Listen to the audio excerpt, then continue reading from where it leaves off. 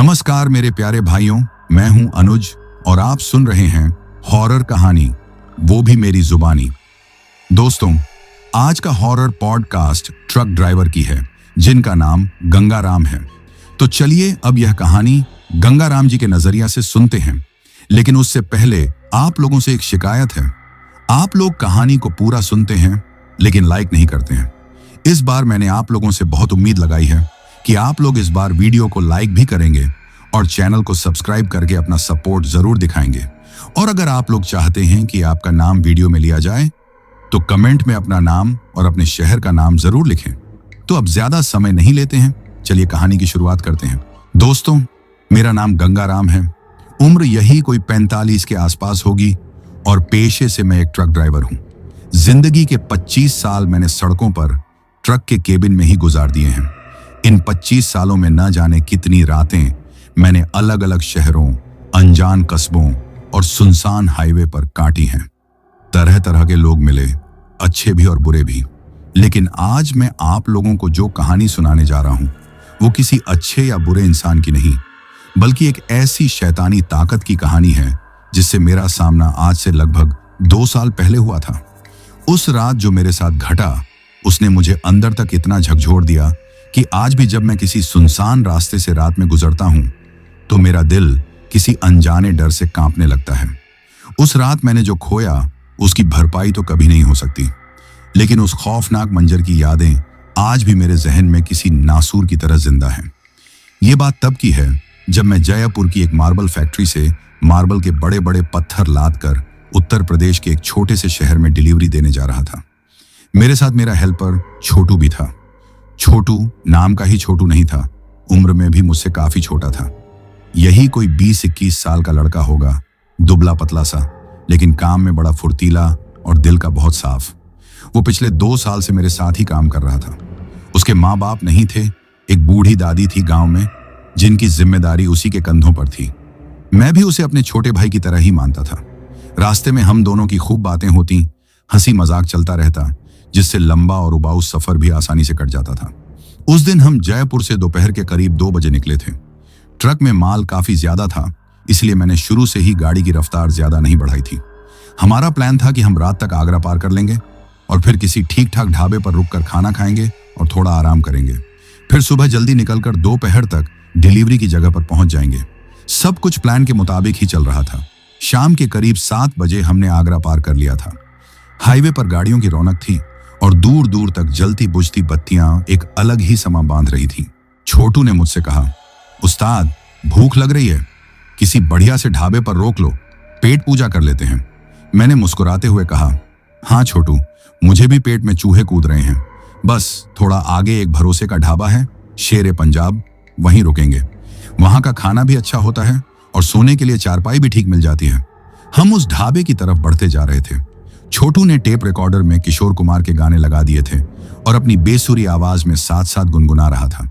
मैं उसकी हरकत पर हंस रहा था और स्टीयरिंग व्हील पर ताल ठोक रहा था। केबिन का माहौल बिल्कुल हल्का फुल्का था।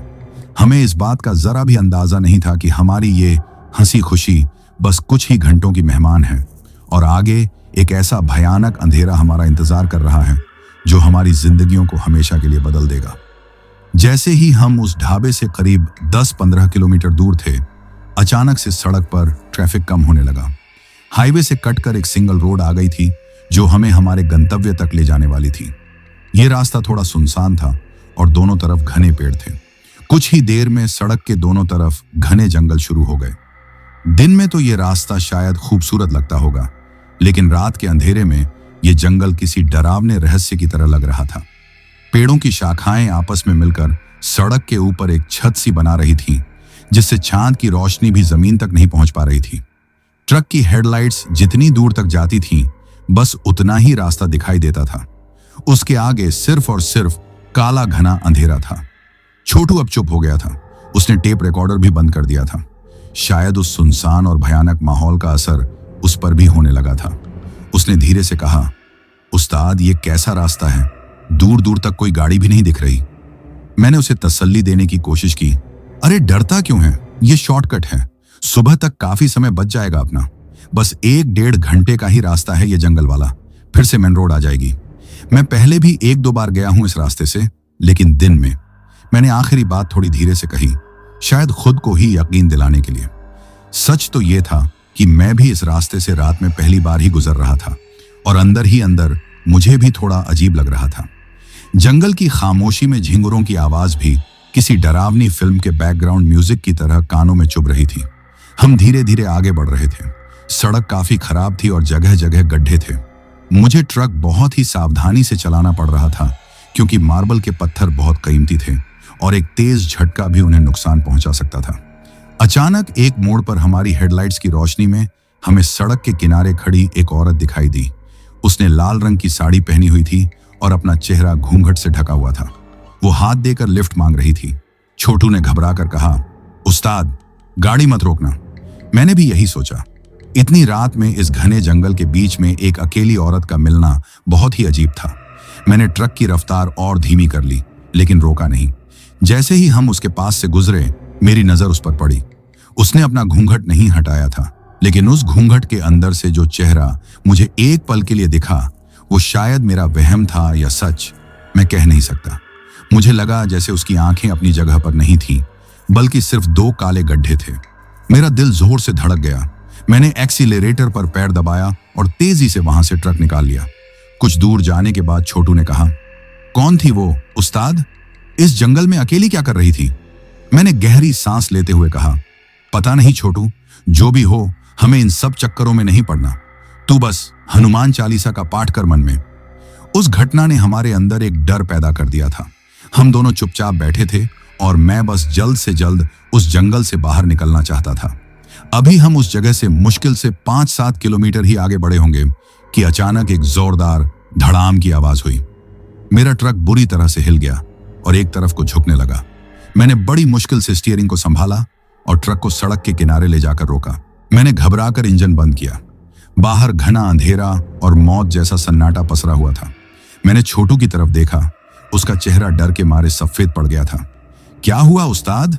उसने कांपती हुई आवाज में पूछा। लगता है पिछला टायर पंचर हो गया है, मैंने माथे पर आया पसीना पोंछते हुए कहा। हम दोनों ट्रक से नीचे उतरे। मैंने टॉर्च जलाई और पीछे वाले टायर की तरफ रोशनी की। मेरा अंदाजा सही था। पीछे वाले 2 टायरों में से एक पूरी तरह से फट चुका था। उसकी धज्जियां उड़ गई थीं। ऐसा लग रहा था जैसे किसी ने तेज धार वाली चीज से उसे काटा हो। छोटू ने लगभग रोते हुए कहा, अब क्या होगा उस्ताद? इस भयानक जंगल में हम क्या करेंगे? मैंने उसे डांटा। मर्द बन मर्द, रोने से कुछ नहीं होगा। देख, स्टेपनी है हमारे पास, बदलते हैं टायर को। लेकिन यह कहना जितना आसान था, करना उतना ही मुश्किल। ट्रक में मार्बल का वजन बहुत ज्यादा था, जिसकी वजह से जैक लगाना और टायर बदलना बहुत ही मेहनत का काम था। ऊपर से यह डरावना माहौल। हमने औजार निकाले और टायर बदलने की कोशिश में लग गए। जंगल में अजीब अजीब सी आवाजें आ रही थीं। कभी किसी जानवर के गुर्राने की, तो कभी सूखे पत्तों पर किसी के चलने की। हर आहट पर हम दोनों डरकर एक दूसरे को देखने लगते। करीब 1 घंटे की मशक्कत के बाद भी हम टायर नहीं बदल पाए। जैक वजन की वजह से ठीक से लग ही नहीं रहा था। हम पसीने में लथपथ हो चुके थे और हमारी हिम्मत जवाब दे रही थी। छोटू बोला, उस्ताद, मुझसे नहीं होगा, बहुत डर लग रहा है। मैं खुद भी डरा हुआ था, लेकिन उसे दिखा नहीं सकता था। मैंने कहा, ठीक है, छोड़ इसे, सुबह देखेंगे, अभी गाड़ी में ही बैठते हैं। तभी दूर, बहुत दूर हमें एक टिमटिमाती हुई रोशनी दिखाई दी। वो रोशनी जंगल के अंदर से आ रही थी, सड़क से थोड़ी हटकर। छोटू ने उम्मीद भरी नजरों से कहा, उस्ताद, वो देखो, रोशनी, शायद कोई गांव या ढाबा है वहां पर। मेरे मन में भी एक उम्मीद की किरण जागी। हो सकता है वहां कोई मदद मिल जाए, कोई मिस्त्री, या कम से कम रात गुजारने के लिए कोई सुरक्षित जगह ही मिल जाए। मैंने कहा, हाँ, लगता तो ऐसा ही है। चल कर देखते हैं, ट्रक को यहीं लॉक कर देते हैं। यह फैसला शायद हमारी जिंदगी की सबसे बड़ी गलती थी। हमें क्या पता था कि वो टिमटिमाती रोशनी किसी उम्मीद की नहीं, बल्कि मौत के कुएं की थी। वो एक बुलावा था, एक ऐसा बुलावा जिसे जंगल की शैतानी ताकतें हम जैसों को फंसाने के लिए भेजती हैं। हम दोनों ने ट्रक को लॉक किया, टॉर्च हाथ में ली और उस अनजान रोशनी की तरफ अपने कदम बढ़ा दिए, जो हमें सीधे नरक के दरवाजे तक ले जाने वाली थी। हम उस घने, काले और भयानक जंगल के अंदर जा रहे थे, ये जाने बिना कि हम शिकार बन चुके हैं और शिकारी हमारा इंतजार कर रहा है। दोस्तों, जैसा कि मैंने आपको बताया, उस खौफनाक रात में टायर फटने के बाद हम दोनों, मैं और छोटू, उस अनजान रोशनी की तरफ बढ़ चले थे। हमारे पास एक पुरानी टॉर्च थी जिसकी पीली रोशनी मुश्किल से 10-15 कदम तक का रास्ता ही दिखा पा रही थी। सड़क छोड़कर हम एक कच्चे पगडंडी जैसे रास्ते पर उतर आए थे। हमारे चारों तरफ ऊंचे ऊंचे घने पेड़ थे जिनकी शाखाएं आसमान को ढके हुए थीं। हवा में एक अजीब सी नमी और सड़ी हुई पत्तियों की गंध घुली हुई थी। हर कदम पर सूखे पत्तों की चरमराहट हमारे दिलों की धड़कनें बढ़ा रही थी। ऐसा लगता था जैसे हमारे अलावा भी कोई और है जो हमारे साथ साथ चल रहा है, लेकिन दिखाई नहीं दे रहा। छोटू डर के मारे मेरे बिल्कुल करीब सटकर चल रहा था। उसने मेरा हाथ कसकर पकड़ रखा था। उसकी कांपती हुई हथेलियां उसके डर को साफ बयां कर रही थीं। वो बार बार पीछे मुड़कर देखता जैसे उसे किसी के होने का आभास हो रहा हो। उस्ताद, मुझे ठीक नहीं लग रहा है, वापस ट्रक पर चलते हैं, उसने फुसफुसाते हुए कहा। मैंने उसे हिम्मत बंधाने की कोशिश की। अरे पगले, अब तो बस पहुंचने ही वाले हैं। देख, वो रोशनी अब और पास लग रही है। वहां कोई ना कोई मदद जरूर मिलेगी। ट्रक में बैठकर भी क्या कर लेंगे? पूरी रात डर के साए में गुजारने से तो अच्छा है कि किसी इंसानी बस्ती में पहुंच जाए। मेरी बातों से उसे शायद थोड़ी हिम्मत मिली, लेकिन डर अभी भी उसके चेहरे पर साफ नजर आ रहा था। सच कहूं तो मैं भी अंदर से बहुत डरा हुआ था। वो लाल साड़ी वाली औरत का ख्याल बार बार मेरे दिमाग में कौंध रहा था। इस जंगल में कुछ तो था जो बहुत अजीब था, बहुत ही गड़बड़। लेकिन उस वक्त हमारे पास आगे बढ़ने के अलावा और कोई चारा भी नहीं था। लगभग 20-25 मिनट तक उस डरावनी पगडंडी पर चलने के बाद पेड़ों का घनापन थोड़ा कम हुआ और हम एक खुली जगह पर पहुंचे। और वहां हमारी आंखों के सामने वो जगह थी जहां से वो रोशनी आ रही थी। वो एक पुराना, लगभग खंडहर जैसा दिखने वाला ढाबा था। उसका नाम जंगल व्यू ढाबा एक लकड़ी के टूटे फूटे बोर्ड पर लिखा हुआ था, जिसके कुछ अक्षर मिट चुके थे। ढाबे के बाहर एक पुराना बल्ब जल रहा था जो बार बार टिमटिमा रहा था, जैसे अपनी आखिरी सांसें गिन रहा हो। ढाबे की बनावट बहुत ही अजीब थी, कच्ची ईंटों और लकड़ी से बनी हुई। उसकी छत पर खपरेल लगी थी जिनमें से कई टूटी हुई थीं। उस ढाबे को देखकर एक पल के लिए हम वहीं रुक गए। वो जगह किसी मदद की उम्मीद से ज्यादा किसी भूतिया फिल्म का सेट लग रही थी। वहां हमारे अलावा और कोई नहीं था, न कोई गाड़ी, न कोई दूसरा इंसान। छोटू ने डरते हुए कहा, उस्ताद, ये तो कोई ढाबा नहीं, भूत बंगला लग रहा है। चलो वापस चलते हैं। उसकी बात में दम था। मेरा मन भी कह रहा था कि यहां रुकना खतरे से खाली नहीं है। लेकिन तभी ढाबे का दरवाजा खुला और एक बूढ़ा आदमी बाहर आया। उसकी उम्र 70-75 साल से कम नहीं होगी। कमर झुकी हुई थी, चेहरे पर अनगिनत झुर्रियां थीं और उसकी आंखें अंदर की ओर धंसी हुई थीं, जो अंधेरे में चमक रही थीं। उसने एक मैला कुचैला कुर्ता और धोती पहन रखी थी। उसने हमें देखकर एक अजीब सी मुस्कान दी, जिसमें उसके पीले और टूटे फूटे दांत दिखाई दिए। आओ बेटा, आओ, रास्ता भटक गए क्या? उसकी आवाज में एक घरघराहट थी, जैसे वो बहुत दिनों बाद बोला हो। उसकी आवाज सुनकर हमें थोड़ी तसल्ली हुई कि कम से कम यहां कोई इंसान तो है। मैंने आगे बढ़कर कहा, हाँ बाबा जी, हमारा ट्रक पीछे जंगल में पंचर हो गया है। क्या यहाँ आसपास कोई मिस्त्री मिलेगा? बूढ़े ने अपना सिर ना में हिलाया। ना बेटा, इस जंगल में रात के वक्त कोई मिस्त्री नहीं मिलेगा। यहाँ से सबसे करीबी कस्बा भी सुबह से पहले नहीं खुलेगा। तुम लोग बहुत गलत समय पर फंस गए हो। उसकी बातें सुनकर हमारी रही सही उम्मीद भी टूट गई। हम दोनों के चेहरे उतर गए। बूढ़े ने फिर उसी अजीब सी मुस्कान के साथ कहा, लेकिन फिक्र मत करो, ऊपर वाले ने भेजा है तो कोई ना कोई इंतजाम हो ही जाएगा। तुम लोग एक काम करो, आज रात यहीं रुक जाओ, सुबह मिस्त्री का जुगाड़ कर देंगे। भूखे भी होंगे, आओ अंदर आओ, खाना खा लो। उसने जिस तरह हमें अंदर बुलाया उसमें एक अजीब सा अपनापन दिखाने की कोशिश थी, लेकिन उसकी धंसी हुई आंखें कुछ और ही कहानी कह रही थी। मेरे अंदर का ड्राइवर, जो सालों से अनजान जगहों पर घूम रहा था, मुझे चेतावनी दे रहा था। लेकिन उस वक्त हमारी हालत ऐसी थी कि हम उस चेतावनी को नजरअंदाज करने पर मजबूर थे। हम थके हुए थे, भूखे थे और डरे हुए थे। उस सुनसान जंगल में वो खंडहर जैसा ढाबा ही हमें एकमात्र सहारा नजर आ रहा था। मैंने छोटू की तरफ देखा, वो भी शायद यही सोच रहा था। हमने एक दूसरे को देखा और फिर उस बूढ़े के पीछे पीछे ढाबे के अंदर चल दिए। जैसे ही हमने दहलीज पार की, ढाबे का दरवाजा हमारे पीछे एक छर्र की आवाज के साथ अपने आप बंद हो गया। उस आवाज ने हमारे दिलों में एक सिहरन दौड़ा दी। ढाबे के अंदर का माहौल बाहर से भी ज्यादा अजीब था। हवा में एक भारीपन और किसी अनजान मसाले की तेज गंध थी जो मुझे बिल्कुल अच्छी नहीं लगी। अंदर रोशनी बहुत कम थी। कुछ पुरानी लकड़ी की बेंच और टेबलें पड़ी थीं जिन पर धूल की मोटी परत जमी हुई थी। एक कोने में चूल्हा जल रहा था जिस पर एक बड़ी सी हांडी छड़ी हुई थी। चूल्हे के पास एक बूढ़ी औरत बैठी थी जो शायद उस बूढ़े की पत्नी थी। वो हमारी तरफ पीठ करके बैठी थी और कुछ कूट रही थी। उसने भी हमारी आहट पर पलटकर नहीं देखा। बूढ़े ने हमें एक बेंच की तरफ इशारा करते हुए कहा, बैठो बेटा, बैठो, मैं तुम्हारे लिए खाना लाता हूं। हम दोनों एक बेंच पर बैठ गए। हमारी नजरें उस बूढ़ी औरत पर टिकी थीं। वो लगातार कुछ कूट रही थी और बीच बीच में अपने आप से कुछ बुदबुदा रही थी।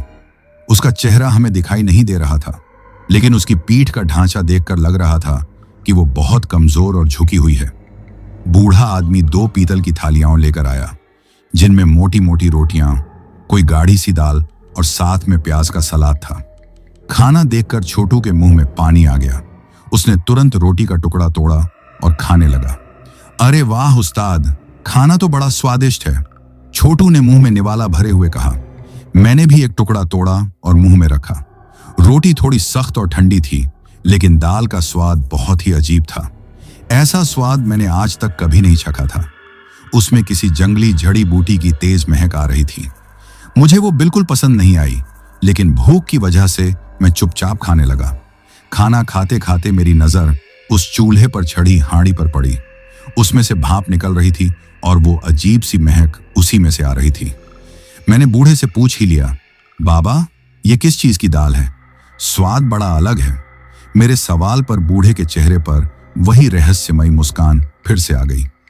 ये जंगल की खास दाल है बेटा, शहर वालों को इसका स्वाद कहां पता होता है। इसमें ताकत बहुत होती है। तभी वो बूढ़ी औरत जो अब तक हमारी तरफ पीठ करके बैठी थी, अचानक से हमारी तरफ घूमी। उसका चेहरा देखकर मेरे हाथ में पकड़ा रोटी का टुकड़ा वहीं रुक गया। उसका चेहरा झुर्रियों से भरा हुआ था, लेकिन उसकी आंखें, हे भगवान, उसकी आंखों में पुतलियां नहीं थीं। वो बिल्कुल सफेद थीं, जैसे कंचे लगे हों। वो उन सफेद आंखों से हमें घूर रही थी और उसके होंठों पर एक ऐसी मुस्कान थी जिसे देखकर किसी की भी रूह कांप जाए। छोटू ने भी उसे देख लिया था। उसके गले से आवाज नहीं निकल रही थी। हम दोनों डर के मारे मूर्ति की तरह बन गए थे। बूढ़े ने शायद हमारी हालत भांप ली। उसने बूढ़ी औरत को लगभग डांटते हुए कहा, अरे ओ, क्या देख रही है? जा, मेहमानों के लिए पानी ला। वो बूढ़ी औरत धीरे धीरे उठी और बिना कुछ कहे एक पुराने मटके की तरफ बढ़ गई। उसके चलने का अंदाज भी बहुत अजीब था, जैसे उसके पैरों में जान ही ना हो। उस एक पल ने हमारे अंदर के डर को 100 गुना बढ़ा दिया था। अब हमें यकीन हो गया था कि हम बहुत ही गलत जगह पर फंस गए हैं। ये कोई साधारण ढाबा नहीं था और ये लोग कोई साधारण इंसान नहीं थे। ये कुछ और था, कुछ बहुत ही भयानक और शैतानी। लेकिन अब यहां से भागने का कोई रास्ता नहीं था। हम उनके चंगुल में बुरी तरह से फंस चुके थे। उस ढाबे का दरवाजा हमारे पीछे बंद था और बाहर घना अनजान जंगल था। हमें नहीं पता था कि अगली सुबह का सूरज हम देख भी पाएंगे या नहीं। दोस्तों, उस बूढ़ी औरत का वो भयानक चेहरा देखने के बाद हम दोनों की भूख मर चुकी थी। मेरे हाथ में जो निवाला था वो गले से नीचे नहीं उतर रहा था। छोटू ने तो थाली को एक तरफ खिसका दिया था और सहमी हुई नजरों से कभी उस बूढ़े को तो कभी उस बूढ़ी औरत को देख रहा था। माहौल में एक अजीब सी खामोशी छा गई थी, जिसे सिर्फ चूल्हे में जल रही लकड़ी की चटकने की आवाज ही तोड़ रही थी। वो तेज अजीब सी गंध अब और भी ज्यादा चुभने लगी थी। बूढ़े आदमी ने हमारी हालत को शायद समझ लिया था, या शायद वो समझने का नाटक कर रहा था। उसने अपनी उसी घर घराती आवाज में कहा, क्या हुआ बेटा, खाना पसंद नहीं आया क्या? अरे जंगल की हवा पानी का असर है, तुम लोग थके हुए हो, थोड़ा आराम कर लो, सब ठीक हो जाएगा। मैंने हिम्मत करके कहा, नहीं बाबा, खाना तो ठीक है, बस थकान बहुत है, इसलिए खाया नहीं जा रहा। आप हमें सोने की जगह दिखा दें तो मेहरबानी होगी। मैं बस किसी भी तरह उस जगह से और उन लोगों की नजरों से दूर जाना चाहता था। मुझे लग रहा था कि अगर हम एक कमरे में बंद हो जाएंगे तो शायद ज्यादा सुरक्षित रहेंगे। ये मेरी कितनी बड़ी भूल थी, इसका एहसास मुझे बाद में हुआ। बूढ़े ने फिर से उसी तरह मुस्कुराते हुए कहा, हाँ हाँ क्यों नहीं, आओ मैं तुम्हें अंदर कमरा दिखा देता हूं। तुम लोगों के लिए ही साफ करके रखा है, तुम लोगों के लिए ही साफ करके रखा है। उसके ये शब्द मेरे कानों में किसी खतरे की घंटी की तरह बजे। उसे कैसे पता था कि हम आने वाले हैं, या फिर ये सिर्फ कहने की बात थी?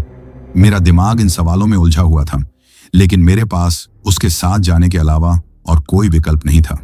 बूढ़ा आदमी एक लालटेन उठाकर आगे आगे चलने लगा। हम दोनों चुपचाप उसके पीछे हो लिए।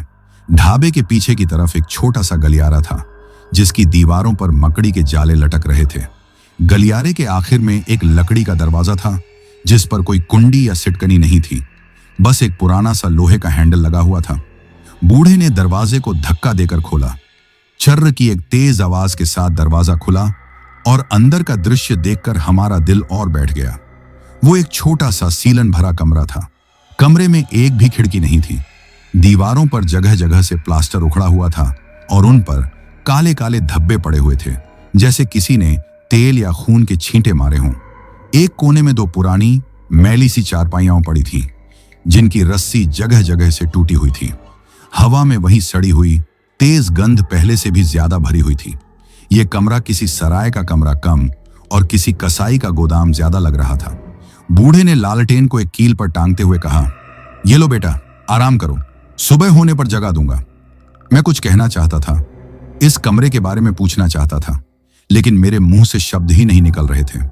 बूढ़ा जैसे हमारी मन की बात समझ गया हो, उसने कहा, कमरा थोड़ा पुराना है, लेकिन जंगल में इससे बेहतर जगह नहीं मिलेगी। और हाँ, दरवाजा अंदर से बंद करने का कोई इंतजाम नहीं है, लेकिन डरना मत, यहां हम लोगों के अलावा और कोई नहीं आता। तुम लोग सुरक्षित हो, तुम लोग सुरक्षित हो। उसके ये शब्द किसी मजाक की तरह लग रहे थे। वो हमें तसल्ली दे रहा था या धमकी, ये समझना मुश्किल था। वो बूढ़ा आदमी दरवाजे से बाहर निकला और उसने बाहर से दरवाजा धीरे से सटा दिया। हम दोनों उस डरावने बदबूदार कमरे में अकेले रह गए। लालटेन की हिलती हुई रोशनी में दीवारों पर पड़ रही हमारी परछाइयां भी किसी भूत की तरह नाच रही थीं। छोटू अब और बर्दाश्त नहीं कर सका। वो लगभग फुसफुसाते हुए बोला, उस्ताद, ये लोग ठीक नहीं हैं, मुझे बहुत डर लग रहा है। उस बुढ़िया की आंखें, ऐसी आंखें किसी इंसान की नहीं हो सकती। और ये कमरा, यहां से भाग चलो उस्ताद, प्लीज। मैंने उसे शांत करने की कोशिश की। चुप हो जा छोटू, धीरे बोल, कहीं उन्होंने सुन लिया तो। मुझे भी पता है कि यहां कुछ गड़बड़ है, लेकिन इस वक्त हम कर भी क्या सकते हैं? बाहर घना जंगल है और ये लोग, ये जो भी हैं, उनसे बचकर हम कहां जाएंगे? सुबह तक का इंतजार करना ही होगा। शायद सुबह सब ठीक हो जाए। लेकिन मैं खुद भी अपनी बातों पर यकीन नहीं कर पा रहा था। मुझे उस बूढ़े की एक बात खटक रही थी, दरवाजा अंदर से बंद करने का कोई इंतजाम नहीं है। इसका मतलब था कि वो जब चाहे इस कमरे में आ सकते थे। हम उनकी दया पर थे। हम दोनों अपनी अपनी चारपाई पर बैठ गए, लेकिन लेटने की हिम्मत किसी में नहीं थी। हम दोनों की आंखें दरवाजे पर ही टिकी थीं। हर छोटी छोटी आहट पर हम चौंक जाते। समय जैसे रुक सा गया था। लालटेन का तेल भी धीरे धीरे खत्म हो रहा था और उसकी रोशनी मंद पड़ती जा रही थी। मैंने छोटू से कहा, सोना मत छोटू, जागते रहना है हमें। उसने डर से सिर हिलाया। मैं नहीं सोऊंगा उस्ताद। हम दोनों जागने की पूरी कोशिश कर रहे थे, लेकिन दिन भर की थकान और पिछले कुछ घंटों का तनाव हमारे शरीर पर हावी हो रहा था। हमारी पलकें भारी होने लगी थीं। न जाने कब मेरी आंख लग गई। जब मेरी आंख खुली तो कमरे में घना अंधेरा था। लालटेन बुझ चुकी थी। मुझे नहीं पता मैं कितनी देर सोया था। मैंने धीरे से आवाज दी, छोटू, छोटू, तू जाग रहा है? कोई जवाब नहीं आया। मैंने फिर से पुकारा, इस बार थोड़ी ऊंची आवाज में, छोटू। अब भी कोई जवाब नहीं। मेरे दिल में एक खौफनाक ख्याल आया। मैंने अपनी जेब से मोबाइल निकाला। शुक्र है उसमें थोड़ी बैटरी बची थी। मैंने मोबाइल की टॉर्च जलाई और सामने वाली चारपाई की तरफ रोशनी की। चारपाई खाली थी। छोटू वहां नहीं था। मेरा दिल जोर जोर से धड़कने लगा। छोटू, कहां है तू? मैं लगभग चीखा। मैंने पूरे कमरे में टॉर्च घुमाकर देखा। वो कमरे में कहीं नहीं था। मेरा दिमाग सुन्न पड़ गया। वो कहां जा सकता था? क्या वो मुझसे बिना पूछे बाहर चला गया? या फिर वो बूढ़ा और बुढ़िया उसे... नहीं, मैं इस ख्याल को अपने दिमाग से झटक देना चाहता था। शायद वो टॉयलेट करने गया होगा। मैंने खुद को तसल्ली दी। हाँ, यही हुआ होगा। मैं भी टॉयलेट जाने के बहाने उसे देखने के लिए उठा। मेरा गला सूखा जा रहा था और पैर कांप रहे थे। मैंने धीरे से कमरे का दरवाजा खोला और बाहर गलियारे में झांका। गलियारे में भी घना अंधेरा था। मैंने आवाज दी, छोटू, मेरी आवाज उस खामोशी में गूंज कर रह गई। कोई जवाब नहीं आया। मैं धीरे धीरे गलियारे से होता हुआ ढाबे के मुख्य हिस्से की तरफ बढ़ा, जहां हमने खाना खाया था। वहां भी अंधेरा था, बस चूल्हे में कुछ अंगारे अभी भी दहक रहे थे, जिनकी लाल रोशनी में चीजें और भी डरावनी लग रही थीं। मैंने मुख्य दरवाजे की तरफ देखा, जो बाहर की तरफ खुलता था। मैं ये सोचकर उस तरफ बढ़ा कि शायद छोटू बाहर गया हो। मैंने दरवाजे का हैंडल पकड़कर उसे खोलने की कोशिश की। दरवाजा नहीं खुला।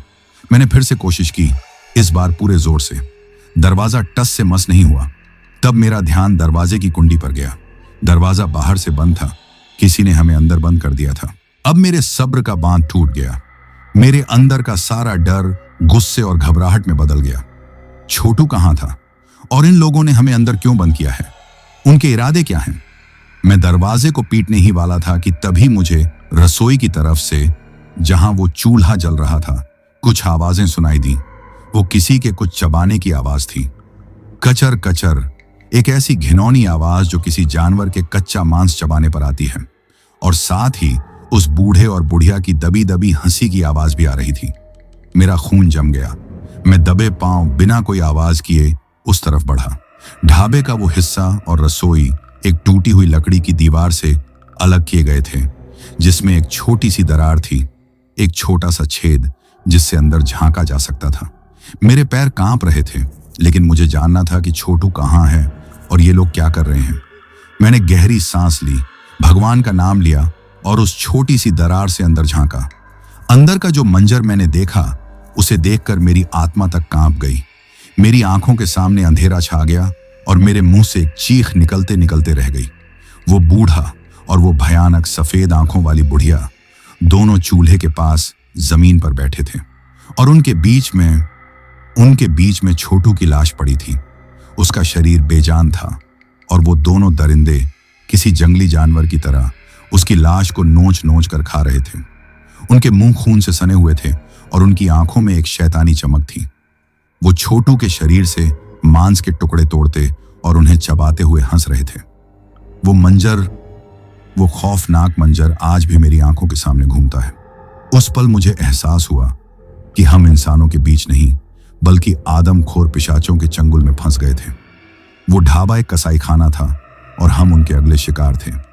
दोस्तों, उस दरार से वो खौफनाक मंजर देखने के बाद मेरे शरीर में जैसे जान ही नहीं बची थी। मेरी आंखें फटी की फटी रह गई थीं और मेरा दिमाग सुन्न पड़ गया था। मेरे कानों में सिर्फ उस घिनौनी कचर कचर की आवाज और उन दरिंदों की शैतानी हंसी गूंज रही थी। मेरे सामने मेरे छोटू की लाश थी और वो पिशाच उसे नोच रहे थे।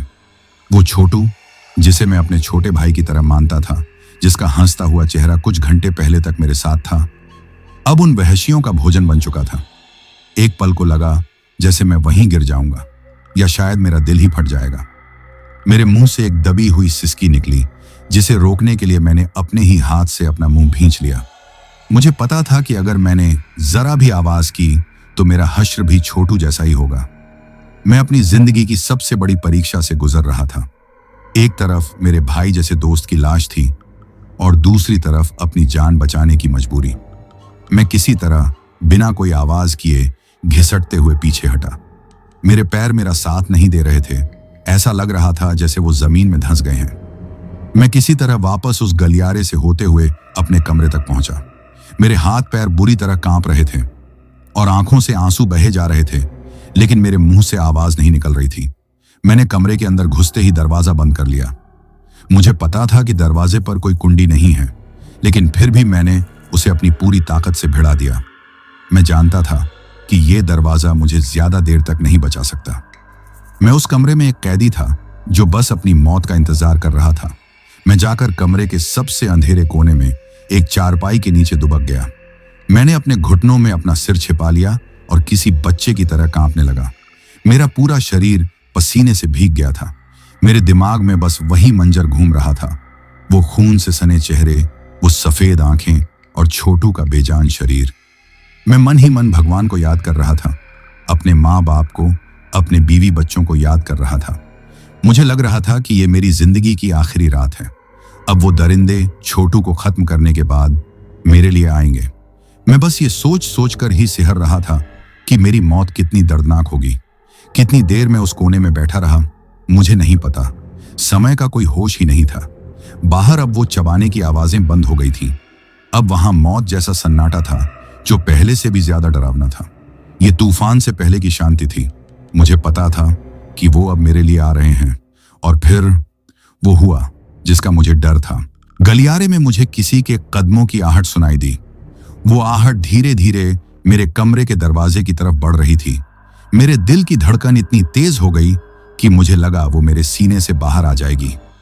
वो कदम दरवाजे के ठीक बाहर आकर रुक गए। कुछ पल के लिए सब कुछ शांत रहा। फिर दरवाजे पर एक हल्की सी दस्तक हुई। खट खट। और फिर उस बूढ़े की वही घरघराती आवाज आई, बेटा गंगा राम, सो गए क्या? उसकी आवाज में एक अजीब सी मिठास घोलने की कोशिश थी जो उसे और भी ज्यादा भयानक बना रही थी। मैं अपनी सांस रोके बिना हिले डुले कोने में दुबका रहा। जब अंदर से कोई जवाब नहीं गया तो उसने फिर से कहा, बेटा दरवाजा खोलो, देखो तुम्हारा दोस्त छोटू तुम्हें बुला रहा है, कह रहा है कि ट्रक ठीक हो गया है, अब चलना है। यह सुनकर मेरे खून में उबाल आ गया। वो दरिंदा मेरे दोस्त का नाम ले रहा था जिसे वो कुछ देर पहले ही कच्चा चबा गए थे। वो मुझसे झूठ बोलकर दरवाजा खुलवाना चाहता था। मैंने कोई जवाब नहीं दिया। मैं जानता था अगर मैंने मुंह खोला तो मेरी कांपती हुई आवाज मेरे डर को जाहिर कर देगी। बाहर कुछ देर खामोशी रही। फिर उस बूढ़े की आवाज फिर आई, लेकिन इस बार उसकी आवाज बदल गई थी। अब उसमें वो बनावटी मिठास गायब थी और उसकी जगह एक ठंडी धमकाने वाली घरघराहट ने ले ली थी। गंगाराम, मुझे पता है तू अंदर ही है और जाग रहा है। दरवाजा खोल दे, वरना हम इसे तोड़कर अंदर आ जाएंगे और तब तेरी मौत बहुत बुरी होगी। मैं अभी भी चुप था, मैं हिल भी नहीं रहा था। खोलता है या नहीं? इस बार आवाज के साथ दरवाजे पर एक जोरदार लात पड़ी। धड़ाम की आवाज से पूरा कमरा गूंज गया। लकड़ी का कमजोर दरवाजा कांप गया।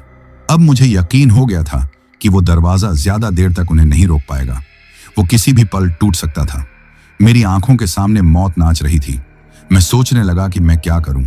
क्या मैं यहीं कोने में छिपकर अपनी मौत का इंतजार करूं या लड़ने की कोशिश करूं? लेकिन मैं उन शैतानों से कैसे लड़ सकता था? तभी उस बूढ़े की आवाज के साथ साथ उस बूढ़ी औरत की एक पतली सीटी जैसी हंसी भी सुनाई देने लगी। वो दोनों दरवाजे के बाहर थे और मेरी बेबसी पर हंस रहे थे। तभी अचानक दरवाजे को पीटना बंद हो गया। मुझे लगा शायद वो चले गए, लेकिन ये मेरी भूल थी। अचानक मुझे दरवाजे के नीचे से फर्श और दरवाजे के बीच की पतली सी दरार से एक अजीब सी चीज अंदर आती हुई दिखाई दी। वो उस बूढ़ी औरत की उंगलियां थीं, लंबी पतली और सूखी, जिन पर बड़े बड़े काले और गंदे नाखून थे। वो उंगलियां किसी कीड़े की तरह रेंगती हुई अंदर आ रही थीं, फर्श को खुरच रही थीं। ये देखकर मेरी चीख निकल गई। मैं और पीछे की तरफ सरक गया। तभी मेरे दिमाग में बिजली की तरह एक ख्याल कौंधा। हनुमान चालीसा। मेरी बीवी ने हमेशा मेरे ट्रक के डैशबोर्ड में एक छोटी सी हनुमान चालीसा की किताब रखी थी और हमेशा कहती थी कि जब भी किसी मुसीबत में फंसो तो बजरंग बली को याद करना। मैं ज्यादा पूजा पाठ करने वाला इंसान नहीं था, लेकिन उस वक्त जब मौत मेरे सामने खड़ी थी मुझे भगवान के सिवा और कोई सहारा नजर नहीं आ रहा था। लेकिन हनुमान चालीसा तो ट्रक में थी और मैं यहां इस मौत के कमरे में कैद था। मुझे पूरी हनुमान चालीसा मुंह जुबानी याद भी नहीं थी, बस शुरू की कुछ चौपाइयां ही याद थीं। मैंने कांपते हुए होठों से टूटी फूटी आवाज में बोलना शुरू किया, जय हनुमान ज्ञान गुण सागर, जय कपीस तिहु लोक उजागर। जैसे ही मेरे मुंह से ये शब्द निकले, दरवाजे के बाहर एक अजीब सी खामोशी छा गई। वो खुरचने की आवाज बंद हो गई। मैंने फिर से बोला, इस बार थोड़ी हिम्मत जुटाकर, रामदूत अतुलित बल धामा, अंजनी पुत्र पवन सुत नामा। अब दरवाजे के बाहर से एक गुस्से भरी गुर्राहट की आवाज आई। ये आवाज उस बूढ़े की थी, लेकिन वो किसी इंसान की नहीं बल्कि किसी जंगली जानवर की लग रही थी। मुझे लगा कि इसका असर हो रहा है। मैंने अपनी आंखें बंद की और जितनी भी चौपाइयां मुझे याद थीं मैं उन्हें बार बार दोहराने लगा। महावीर विक्रम बजरंगी, कुमति निवार सुमति के संगी। अब वो दोनों मिलकर दरवाजे पर हमला करने लगे थे। वो दरवाजा पी नहीं रहे थे बल्कि किसी भारी चीज से उस पर वार कर रहे थे।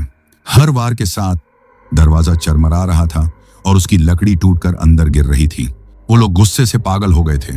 उनकी गुर्राहट और वो सीटी जैसी हंसी अब दर्द भरी चीखों में बदल गई थी, जैसे मेरे मुंह से निकले भगवान के नाम उन्हें जला रहे हों। लेकिन वो रुक नहीं रहे थे। उनका हमला और तेज होता जा रहा था। मुझे पता था कि ये दरवाजा अब बस कुछ ही पलों का मेहमान है। हनुमान चालीसा मुझे बचा पाएगी या नहीं, मुझे नहीं पता था, लेकिन मेरे पास इसके अलावा और कोई हथियार नहीं था। मैं बस आंखें बंद किए एक ही रट लगाए हुए था, संकट ते हनुमान छुड़ावें, मन क्रम बचन ध्यान जो लावें। तभी कड़ाक की एक आखिरी और जोरदार आवाज के साथ दरवाजे का ऊपरी हिस्सा टूट गया और एक बड़ा सा छेद हो गया। उस छेद में से जो चेहरा मुझे झांकता हुआ दिखाई दिया, उसे देखकर मेरी आत्मा एक बार फिर कांप उठी। दोस्तों, जैसा मैंने बताया, दरवाजे के टूटे हुए हिस्से से उस बूढ़े ने अंदर झांका, लेकिन वो चेहरा किसी इंसान का नहीं था। लालटेन की मध्यम रोशनी जो गलियारे से आ रही थी, उसमें उसका जो रूप मुझे दिखा वो किसी नरक से आए शैतान का था। उसकी आंखों की जगह पर दो दहकते हुए अंगारे थे। मुंह जरूरत से ज्यादा चौड़ा खुल गया था, जिसमें से नुकीले जानवरों जैसे दांत बाहर निकल आए थे। उसकी चमड़ी गलकर उसकी हड्डियों से चिपकी हुई लग रही थी और उसके मुंह से एक घिनौनी लार टपक रही थी। ये वही पिशाच था अपने असली रूप में। उसे देखकर मेरी जुबान लड़खड़ा गई।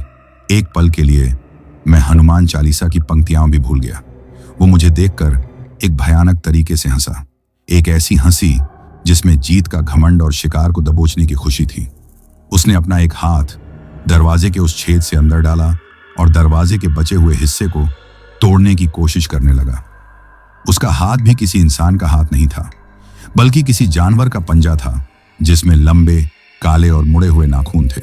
उसे देखकर मेरा डर चरम पर पहुंच गया, लेकिन उसी डर ने मेरे अंदर एक अजीब सी ताकत भी भर दी। अब मेरे पास खोने के लिए कुछ नहीं था। या तो मैं लड़कर मरता या फिर कोने में छिपकर। मैंने पहला रास्ता चुना। मैं चारपाई के नीचे से निकला। मेरी नजर कोने में पड़ी एक लकड़ी पर गई, जो टूटी हुई चारपाई का पाया था। वो ज्यादा मजबूत तो नहीं था, लेकिन उस वक्त मेरे लिए वो ही सबसे बड़ा हथियार था। मैंने उसे उठा लिया। मैं लगातार हनुमान चालीसा का पाठ कर रहा था। भूत पिशाच निकट नहीं आवे, महावीर जब नाम सुनावे। जैसे ही वो पिशाच दरवाजे का एक और बड़ा टुकड़ा तोड़ने में कामयाब हुआ, मैंने अपनी पूरी ताकत से वो लकड़ी का पाया उसके चेहरे पर दे मारा। पाया सीधा उसकी एक दहकती हुई आंख पर लगा। उसके मुंह से इंसान और जानवर की मिलीजुली एक दर्दनाक चीख निकली। वो अपना चेहरा पकड़कर पीछे हट गया। उसकी चीख के साथ ही बाहर खड़ी वो बूढ़ी पिशाचिनी भी जोर जोर से चीखने लगी। मुझे एक मौका मिल गया था।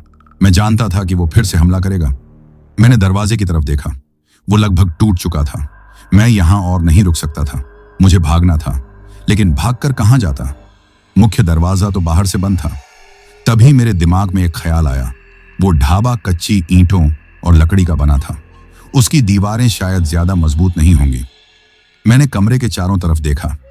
एक दीवार जो ढाबे के पीछे की तरफ थी, बाकी दीवारों से ज्यादा कमजोर लग रही थी। उस पर सीलन की वजह से बड़े बड़े प्लास्टर के टुकड़े गिरे हुए थे। मैंने फैसला कर लिया, मैं उस दीवार को तोड़ने की कोशिश करूंगा।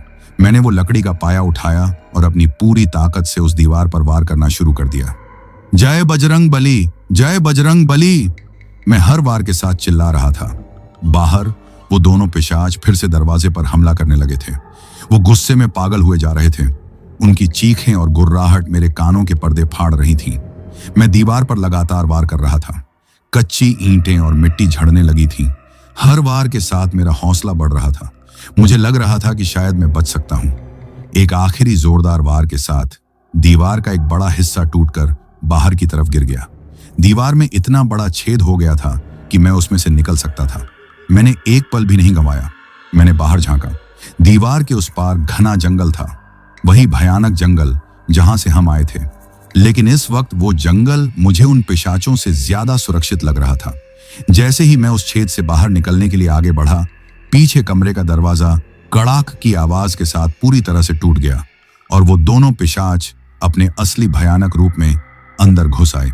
उनकी दहकती हुई आंखें मुझ पर टिकी थीं। उनके चेहरे पर गुस्सा और खून की प्यास साफ नजर आ रही थी। वो मेरी तरफ झपट्टे। मैं तेजी से उस छेद से बाहर कूदा। मेरे कूदते ही उस बूढ़े पिशाच ने मुझे पकड़ने के लिए अपना पंजा बढ़ाया उसके नाखून मेरे पैर को छूते छूते रह गए। मैं जमीन पर गिरा, लेकिन तुरंत उठकर भागा। मैं उस घने अंधेरे जंगल में बेतहाशा भाग रहा था। मुझे नहीं पता मैं किस तरफ जा रहा था, बस मैं भाग रहा था। मेरे पीछे उन दोनों की भयानक चीखें और गुर्राहट आ रही थी। वो मेरे पीछे थे। मैं कांटों और झाड़ियों से टकराता हुआ गिरता पड़ता भागता रहा। मेरे कपड़े फट गए थे, शरीर पर कई जगह खरोंचें लग गई थीं, जिनसे खून बह रहा था। लेकिन मुझे दर्द का एहसास नहीं हो रहा था। मेरे दिमाग में बस एक ही चीज थी, किसी भी तरह इन दरिंदों से दूर भागना है। भागते भागते मुझे एहसास हुआ कि वो अब मेरे ज्यादा करीब आ रहे हैं। उनकी सांसों की गर्म हवा मैं अपनी गर्दन पर महसूस कर सकता था। मैं जानता था कि मैं अपनी रफ्तार से उनसे ज्यादा देर तक नहीं बच सकता। वो इंसान नहीं थे, उनकी ताकत और रफ्तार मुझसे कहीं ज्यादा थी। तभी भागते भागते मेरा पैर एक पेड़ की जड़ से टकराया और मैं मुंह के बल गिरा। इससे पहले कि मैं उठ पाता, उस बूढ़े पिशाच ने मेरे ऊपर छलांग लगाई और मुझे जमीन पर दबोच लिया। उसका वजन किसी पत्थर की तरह था। मैं उसके नीचे छटपटा रहा था, लेकिन हिल नहीं पा रहा था। उसका भयानक खून और लार से सना चेहरा मेरे चेहरे के ठीक ऊपर था। उसने अपना चौड़ा मुंह खोला, जिसमें से सड़ांध की एक लहर आई। वो मुझे खाने वाला था। मेरी आंखों के सामने अंधेरा छा गया। मुझे लगा बस अब सब खत्म। मैंने अपनी आंखें बंद कर लीं और मौत का इंतजार करने लगा। लेकिन तभी मेरे कानों में एक जानी पहचानी आवाज गूंजी। ये मेरे ट्रक के हॉर्न की आवाज थी। नहीं, ये किसी मंदिर की घंटी की आवाज थी, बहुत तेज, बहुत ही पवित्र। उस घंटी की आवाज सुनते ही मेरे ऊपर बैठे पिशाच ने एक दर्दनाक चीख मारी, जैसे किसी ने उस पर खौलता हुआ तेल डाल दिया हो। वो छटपटाकर मेरे ऊपर से उठा और पीछे हट गया। मैंने आंखें खोली। मैंने देखा कि वो दोनों पिशाच अपने कानों पर हाथ रखे जमीन पर तड़प रहे थे। वो घंटी की आवाज उन्हें असहनीय पीड़ा दे रही थी। और तभी मैंने देखा, जहां से वो आवाज आ रही थी, उस दिशा में पेड़ों के बीच से एक नीली रोशनी निकल रही थी। वो रोशनी धीरे धीरे हमारी तरफ बढ़ रही थी और उस रोशनी के बीच में मुझे एक छायाकृति दिखाई दी। कोई था जो उस रोशनी के साथ चल रहा था। वो कौन था? क्या वो कोई इंसान था या कोई और फरिश्ता जो मुझे बचाने आया था? उन पिशाचों का क्या होगा? मैं बच पाऊंगा या नहीं? ये सब सवाल मेरे जहन में घूम रहे थे और मैं जमीन पर पड़ा हुआ उस रहस्यमयी रोशनी को अपनी ओर आते हुए देख रहा था। दोस्तों, जैसा मैंने आपको बताया, उस मंदिर की घंटी जैसी पवित्र आवाज ने उन दोनों पिशाचों को तड़पाकर रख दिया था। वो जमीन पर लौट रहे थे और ऐसी भयानक चीखें निकाल रहे थे जैसे उन्हें कोई अदृश्य शक्ति जला रही हो। मैं जमीन पर पड़ा, हैरान और सहमा हुआ, उस नीली रोशनी को अपनी तरफ आते हुए देख रहा था। वो रोशनी जैसे जैसे पास आ रही थी, घंटी की आवाज और तेज होती जा रही थी और उन दरिंदों की चीखें भी। अब वो छायाकृति मुझे साफ नजर आने लगी थी। वो एक साधु थे या शायद कोई अघोरी। उनकी लंबी जटाएं थीं, शरीर पर भस्म लगी हुई थी और उन्होंने बाघ की खाल जैसा कुछ लपेट रखा था। उनके एक हाथ में एक चमकता हुआ त्रिशूल था और दूसरे हाथ में एक छोटा सा डमरू, जिसे वो बजा रहे थे, और शायद उसी डमरू से वो घंटी जैसी पवित्र ध्वनि निकल रही थी। उनकी आंखों में एक अजीब सा तेज था, एक ऐसी शक्ति थी जो किसी को भी भयभीत कर दे। लेकिन मुझे उस वक्त उन्हें देखकर डर नहीं, बल्कि एक अजीब सी सुरक्षा का एहसास हो रहा था। वो साधु बिना किसी डर के उन तड़पते हुए पिशाचों की तरफ बढ़े। उन्हें अपनी ओर आता देख वो बूढ़ा पिशाच गुर्राते हुए उठ खड़ा हुआ। घंटी की आवाज से उसे तकलीफ तो हो रही थी, लेकिन उसने अपनी बची खुची ताकत से उन साधु पर हमला करने के लिए छलांग लगाई। लेकिन जैसे ही वो हवा में था, साधु ने शांति से अपना त्रिशूल ऊपर उठाया। त्रिशूल का ऊपरी सिरा एक नीली आभा से चमक उठा। पिशाच उस त्रिशूल से टकराने से पहले ही हवा में रुक गया, जैसे किसी अनदेखी दीवार ने उसे रोक लिया हो। वो हवा में छटपटाने लगा। साधु ने अपनी गहरी और दमदार आवाज में कहा, बहुत शिकार कर लिए तुम दोनों ने, बहुत पाप फैला लिया इस जंगल में। अब तुम्हारे अंत का समय आ गया है, नीच आत्माओं। ये कहकर उन्होंने अपने डमरू को और तेजी से बजाना शुरू कर दिया। ध्वनि इतनी तीव्र हो गई कि मुझे भी अपने कान बंद करने पड़े। वो दोनों पिशाच अब आग में जलने की तरह तड़पने लगे। उनकी चमड़ी से धुआं निकलने लगा और वो गलने लगे। नहीं, छोड़ दो हमें, हम चले जाएंगे यहां से, बूढ़ी पिशाचिनी गिड़गिड़ाती हुई आवाज में बोली। उसकी आवाज अब किसी बूढ़ी औरत की नहीं, बल्कि एक कर्कश शैतानी आवाज थी। साधु ने कोई दया नहीं दिखाई। उन्होंने अपना त्रिशूल उस हवा में लटके पिशाच की ओर किया और संस्कृत में कुछ मंत्रों का उच्चारण करने लगे।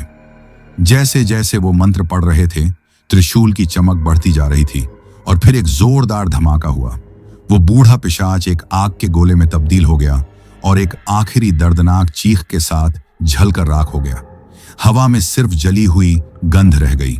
अपने साथी का ये हश्र देखकर वो बूढ़ी पिशाचिनी चीखती हुई जंगल के अंधेरे में भागने लगी, लेकिन वो ज्यादा दूर नहीं जा सकी। साधु ने अपना त्रिशूल उसकी दिशा में फेंका। त्रिशूल किसी बिजली की तेजी से गया और सीधा उस पिशाचिनी के शरीर के आर पार हो गया। वो एक पल के लिए रुकी और फिर वो भी आग की लपटों में घिरकर राख के ढेर में बदल गई। सब कुछ शांत हो गया। डमरू की आवाज बंद हो गई।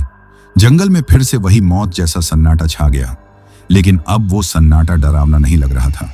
खतरा टल चुका था। साधु मेरे पास आए। उन्होंने झुककर मुझे देखा। उनकी आंखों में अपार करुणा थी। उन्होंने अपना हाथ मेरे सिर पर रखा। उनके स्पर्श में जैसे कोई जादू था। मेरे शरीर का सारा दर्द, सारा डर एक पल में गायब हो गया। मेरे अंदर एक नई ऊर्जा का संचार हो गया। उठो पुत्र, उन्होंने शांत स्वर में कहा। मैं लड़खड़ाता हुआ उठा। मेरे मुंह से शब्द नहीं निकल रहे थे। मैं बस हाथ जोड़कर उनके सामने खड़ा हो गया। मेरी आंखों से आंसू बह रहे थे। ये आंसू डर के नहीं, बल्कि कृतज्ञता के थे। अगर वो समय पर ना आते तो आज मैं जिंदा ना होता। आप कौन हैं? मैंने कांपती हुई आवाज में पूछा। उन्होंने मुस्कुराते हुए कहा, मैं इसी जंगल में रहने वाला एक साधक हूं, शिव का उपासक। ये जंगल मेरा घर है और इसके प्राणियों की रक्षा करना मेरा धर्म। ये पिशाच पिछले कई सालों से यहां निर्दोष राहगीरों को अपना शिकार बना रहे थे। आज इनके पाप का घड़ा भर चुका था और तुम्हें इनकी मुक्ति का माध्यम बनना था। मैंने हाथ जोड़कर कहा, मेरा दोस्त। उन्होंने मेरे दोस्त को मार डाला। ये कहते हुए मेरा गला फिर भर आया। साधु की आंखों में एक पल के लिए उदासी छा गई। उन्होंने कहा, मैं जानता हूं पुत्र, उसकी आत्मा को शांति मिल चुकी है। वो इस नश्वर संसार के दुखों से मुक्त हो गया है। तुम्हें उसके लिए शोक नहीं, बल्कि उसकी मुक्ति के लिए प्रार्थना करनी चाहिए। जो हुआ वो विधि का विधान था। उनकी बातों से मुझे अजीब सी शांति मिल रही थी।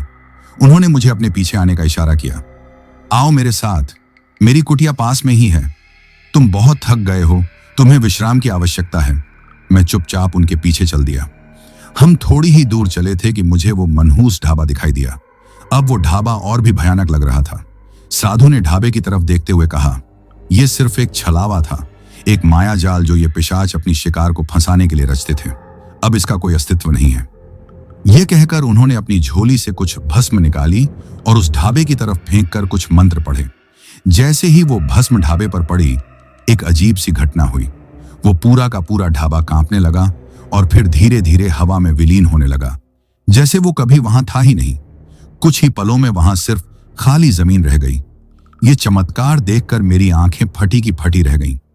मुझे यकीन हो गया कि मैं किसी साधारण साधु के साथ नहीं, बल्कि किसी सिद्ध पुरुष, किसी दैवीय शक्ति के साथ हूं। वो मुझे अपनी कुटिया में ले गए, जो एक गुफा के अंदर बनी हुई थी। वहां उन्होंने मुझे खाने के लिए कुछ जंगली फल दिए और पीने के लिए झरने का ठंडा पानी। उस पानी में जैसे अमृत घुला हुआ था। उसे पीते ही मेरी सारी थकान मिट गई। उन्होंने मुझसे कहा, अब तुम सो जाओ, सुबह होने पर मैं तुम्हें जंगल से बाहर निकलने का मार्ग दिखा दूंगा। मैं एक साफ सुथरी चटाई पर लेट गया।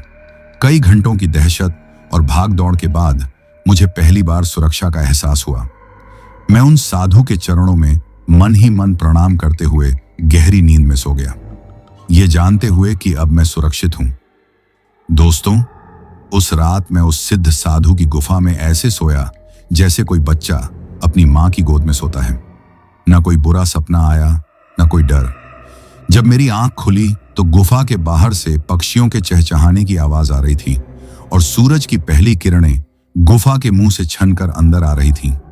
एक नई सुबह हो चुकी थी। एक ऐसी सुबह जो मैं शायद कभी देख नहीं पाता अगर वो साधु मुझे बचाने ना आते। मैं उठकर बैठ गया। मेरे शरीर पर लगे घाव और खरोंचें अब लगभग ठीक हो चुकी थीं, बस हल्के निशान बाकी थे।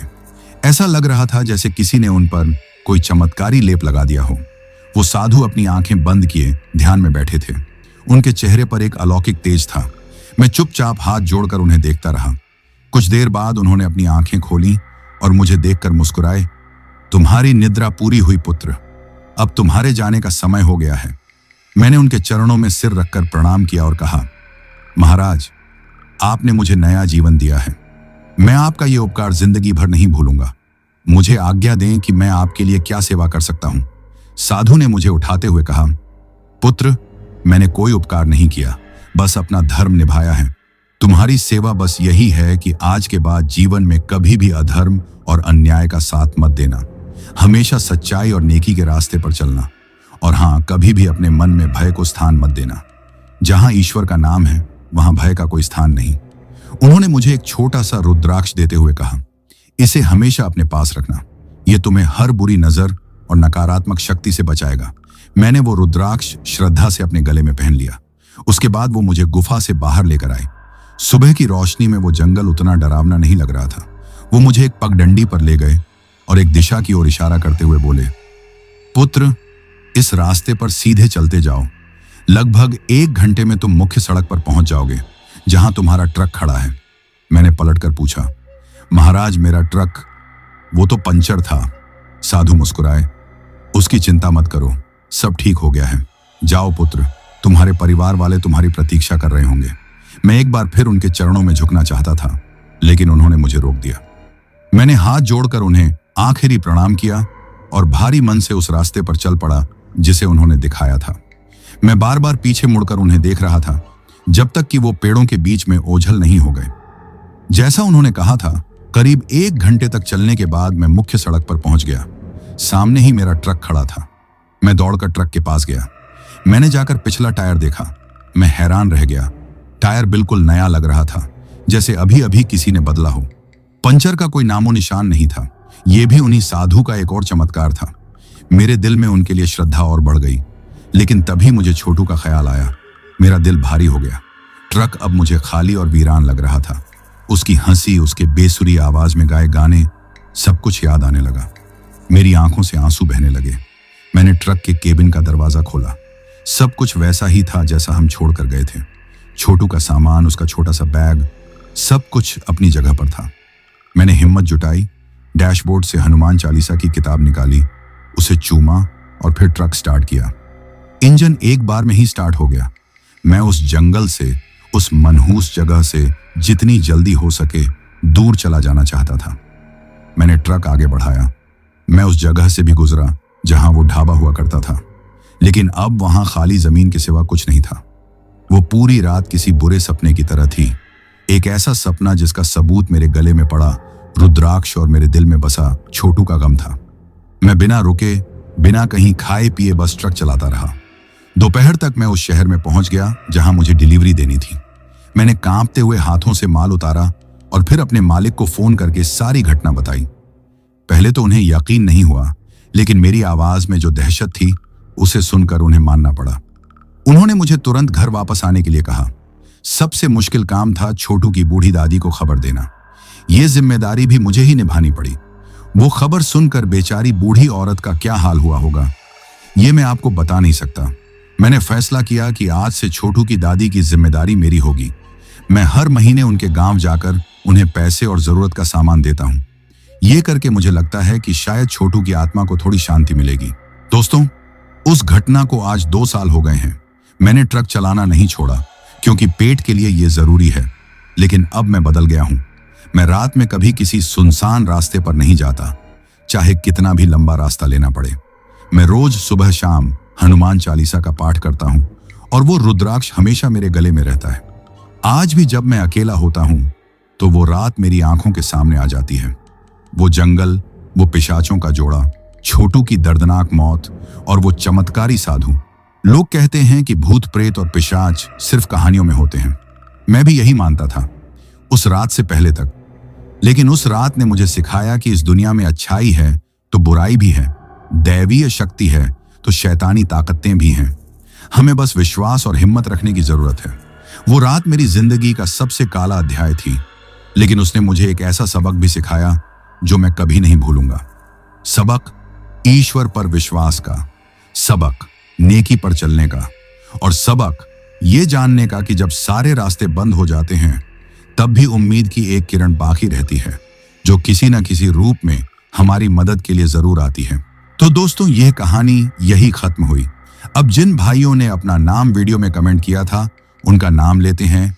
नमन राव भाई बक्सर से, भूपेन भाई असम गुवाहाटी से, पिंकी जी बंगलौर से, निमिषा जी मुंबई से, गोपाल शर्मा भाई राजस्थान चुरू से, फरीज खान भाई बुलाना से, दिवस भाई असम से, उमेश राय भाई शिमला हिमाचल प्रदेश से, असलम कुरैशी भाई सऊदी अरब से, मोमिन खान भाई मेवाटी खुशपुरी से, जोगेंद्र भाई सिक्किम से, मोनू भाई दिल्ली से, राजेश यादव भाई दुबई से, अमर कुमार राव भाई बक्सर बिहार से, जसप्रीत सिंह भाई राजौरी गार्डन से, बाबू मंडल भाई राउरकेला से, सफदार अब्बास भाई रावलपिंडी पाकिस्तान से, सुस्मिता यदुवंशी जी आजमगढ़ से, राहुल सिंह तंवर भाई भिवानी से, ज्योति प्रजापति जी कानपुर से, अंकित मौर्य भाई आजमगढ़ से, धीरज हजोंग भाई असम से, अली राजा भाई पाकिस्तान लाहौर से, मुस्कान जी हिमाचल से, जीशान भाई उत्तर प्रदेश से, अवनीत जानवी और मानसी जालंधर पंजाब से, हरिओम कुमार भाई इंडिया से,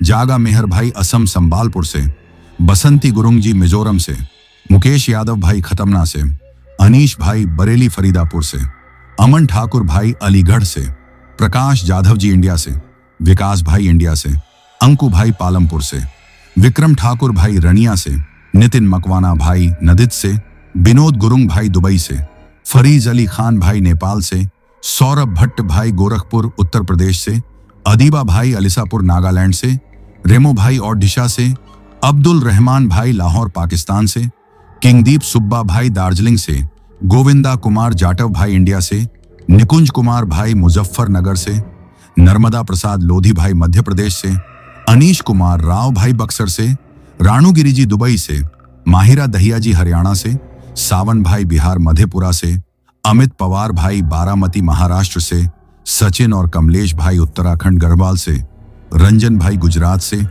प्रणब डेमारी भाई असम से, अभिषेक शर्मा भाई कानपुर से, पूनम जी जमशेदपुर झारखंड से, पंकज दृष्टि और चंचल मयूर बिहार दिल्ली से, यूएस तिवारी और हर्ष तिवारी, अशोक कुमार तिवारी, स्वरूपमा तिवारी, आरना तिवारी और शाश्वत तिवारी, लोहारी सिरसा प्रयागराज से, हैप्पी भाई भीलवाड़ा राजस्थान से, वरुण कुमार भाई झारखंड चाकुलिया से, हिरेन दास भाई गुवाहाटी से, राज भाई मध्य प्रदेश से, बाबू पथिर भाई असम से, राजू भाई मध्य प्रदेश से, अनीता शर्मा जी गुजरात अहमदाबाद से, ताजवली खान और मुस्तफ़ा खान भाई यूनाइटेड किंगडम से, आस्तिक पटेल भाई इंदौर मध्य प्रदेश से, सन्नी कुमार पासवान भाई खुशीनगर से, वसीम भाई कश्मीर से, अंद्रे भाई मिजोरम से, पंकज भाई गुवाहाटी से, चिंटू भाई कोलकाता वेस्ट बंगाल से, आमिर भाई दिल्ली से, पंकज कुमार भाई पटियाला पंजाब से, रंजीता सिंह जी गुवाहाटी से, मिहिर और भाव्या अहमदाबाद गुजरात से, रंजीत भाई आजमगढ़ से, शिवम त्रिपाठी भाई गोरखपुर से, लकी कुशवाहा भाई बदरवास से, मदन भाई नेपाल से, राजीव शर्मा भाई मध्य प्रदेश रेवा से, धीरज भाई असम गोलपद्दा से, फूलचंद भाई हाथरस से, नरपत राव भाई राजस्थान सोजात से, विजय नाथिल भाई मिजोरम से, बाबू मोनी जी असम गोहपुर से, संतोष कुशवाहा भाई अहमदाबाद से, भूपेंद्र कुमार भाई इंडिया से, नदीम शेख भाई भावनगर से, किशवार एहतिशम भाई पाकिस्तान से, संजीव कुमार विश्वकर्मा भाई बनारस उत्तर प्रदेश से, खुशहाल चौहान भाई गुजरात से, बिस्वजीत भाई ओडिशा से, सोनू कुमार भाई बक्सर से, आलोक कुमार सिंह भाई दिल्ली से, काव्या विनायक और तन्नू होशियारपुर पंजाब से, बिरजू भाई शाहजहांपुर से, दानिश भाई औरंगाबाद से, सुरेंद्र भाई दिल्ली से, मजीद भाई मालदीव से, गुफरान खान भाई उत्तर प्रदेश से, हुनैन अब्बास भाई उत्तर प्रदेश से, ओमर फारूक और मारिया फातिमा तेलंगाना से, सलीम पीर मोहम्मद भाई राजस्थान भीलवाड़ा से। और जिन भाइयों ने अपना नाम कमेंट किया है लेकिन उनका नाम वीडियो में नहीं लिया गया है, तो भाइयों आप लोग टेंशन ना लें, आप लोगों का नाम अगली वीडियो में जरूर लिया जाएगा। अगर आप लोग भी चाहते हैं कि आपका नाम वीडियो में लिया जाए तो अपना नाम और अपने शहर का नाम वीडियो में कमेंट करें। अगर आपको यह कहानी पसंद आई हो तो वीडियो को लाइक और चैनल को सब्सक्राइब करें ताकि और भी डरावनी कहानियां आप तक पहुंच सकें। कहानी को अंत तक सुनने के लिए दिल से धन्यवाद दोस्तों। आज के लिए बस इतना ही। मिलते हैं जल्द ही कुछ नई कहानियों के साथ। तब तक के लिए अपना ध्यान रखिए।